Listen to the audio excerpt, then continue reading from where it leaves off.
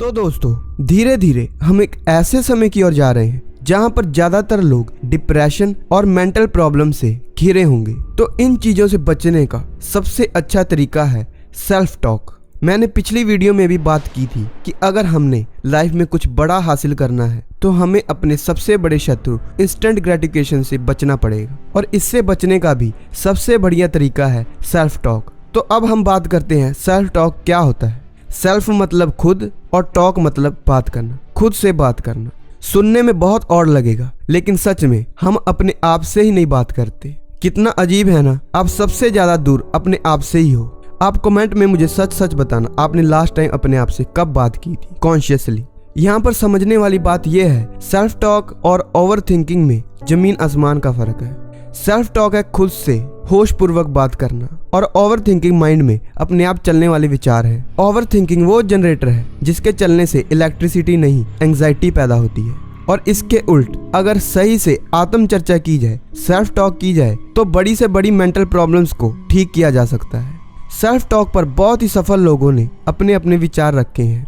Henry Ford कहते हैं, अगर आपको लगता है कि आप कर सकते हो या अगर आपको लगता है आप नहीं कर सकते तो आप हमेशा सही ही साबित होंगे। कहने का मतलब ये है कि अगर आप सोचते हो कि आप नहीं कर सकते फिर भी आप ठीक हो, क्योंकि आप नहीं कर पाओगे। और अगर आप सोचते हो कि आप कर सकते तो आप फिर भी सही साबित होगे, क्योंकि अगर आप सोचते हो आप कर सकते हो तो आप कर ही लोगे।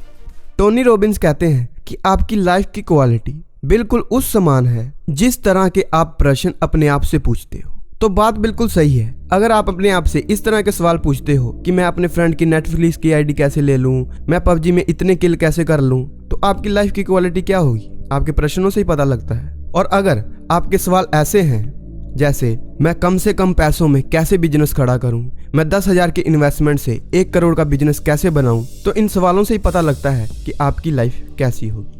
ब्रायन ट्रेसी कहते हैं कि लोग आपसे किस तरह बात करते हैं वो निर्धारित होता है कि आप किस तरह अपने आप से बात करते हो।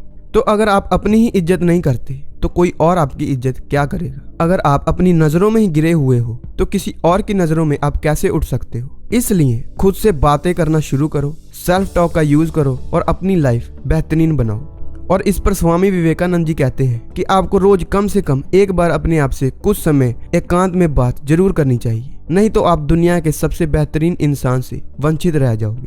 आपको अब एहसास होना शुरू हो गया होगा कि हमारी जिंदगी में सेल्फ टॉक मतलब आत्मचर्चा कितनी ज्यादा आवश्यक है। तो अब सवाल आता है, सेल्फ टॉक कैसे करें।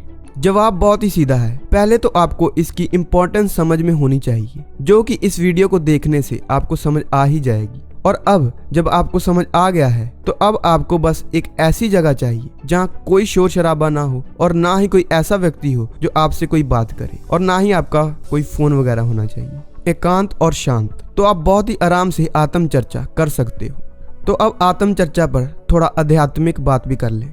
गीता में अकेलेपन और एकांत में भेद बताया गया है। अकेलापन इस संसार में सबसे बड़ी सजा है और एकांत सबसे बड़ा वरदान। ये दो समांतरी सुनने वाले शब्दों के अर्थ में आकाश पाताल का अंतर है।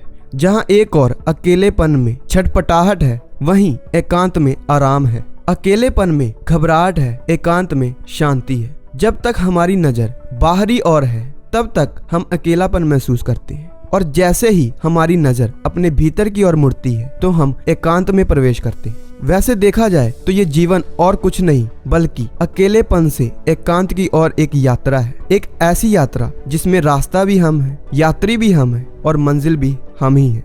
तो दोस्तों आज के लिए इतना ही, और अगली वीडियो में हम माइंड पैटर्न्स को डिटेल में समझेंगे। जैसे सांप के चलने का एक पैटर्न होता है तो सांप उसी पैटर्न में ही चलता रहता है, वैसे ही हमारे माइंड के भी पैटर्न बन जाते हैं और हम उसी पैटर्न्स में घूमते रहते हैं। तो ये वीडियो बहुत ही शानदार होने वाली है।